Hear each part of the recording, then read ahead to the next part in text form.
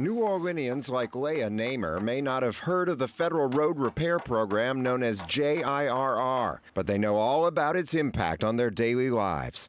It's taken a toll on my work. It's cost me money for wear and tear on my vehicles. They will just randomly turn off the water all day long, and you never know, when that's going to happen. Most city residents don't know that JIRR draws on $1.7 billion in FEMA money to fix 10,000 blocks of New Orleans streets, along with the sewer, water, and drainage lines underneath. But Namer knows all about the effects on her Gentilly neighborhood. If you can't park in your neighborhood and you have groceries to unload and you live in the middle of the neighborhood, it just becomes a problem, very inconvenient. And Namer wasn't aware that the city had to dip into its cash-strapped general fund this summer to cover a massive shortfall in the JIRR program.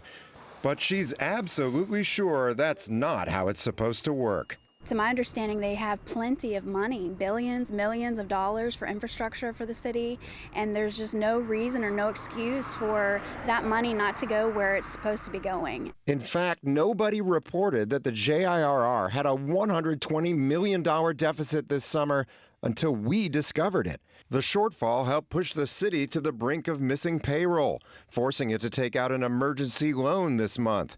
It really caused a lot of problems. But even City Council Budget Chair Joe Giarrusso says he was in the dark about JIRR's role until we told him. Did we know that this even had an impact on the general fund? We didn't know about all this, and you and I were talking, we've been talking, and I've been talking to others about this. The question has always been, how do we get into this cash flow situation?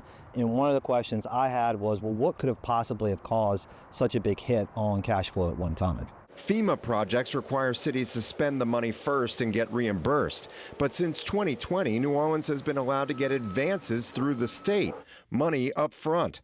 But JIRR ledgers we obtained through a public records request show the city still fell behind starting in late 2024. In April 2025, the city's deputy CAO for infrastructure, Lenitra Hassan, sent this letter asking for a $120 million advance. It looked a lot like the 8 requests before it, when FEMA usually took about a month to send the money, but 2 months later, the city was still waiting. So Hassan sent another, more urgent letter. And here you say, to date, the city has completely exhausted the previous advance for the JIRR and has accrued $96 million of expenses pending reimbursement submission. This is currently causing a strain on the city's financial resources as we await notification of FEMA's approval for a period of performance extension. So what strain was it putting on the city's finances? So, to my point, the general fund was expending the cash in order to pay our vendors. And so when we realized that it was causing a strain there, we used bonds to replenish what the general fund had been paying for our invoices. Capital Budget Director Kyle Homan said it took them a few months to tap into capital bond funds to replenish the general fund. What was the delay in the replenishment? I mean, when we started having these hearings and the questions started to arise about whether we would have enough cash flow to pay expenses. At the time, the city had, enough cash, but because the amount was growing larger every, week, we wanted to ensure that the general fund had enough cash on hand. By the fall, the general fund was so drained, the city was in danger of not making payroll. And yet, Giarrusso said he still wasn't informed. If you have a strategy, you need to come public with it and tell people this is what we're doing, this is why we're doing it.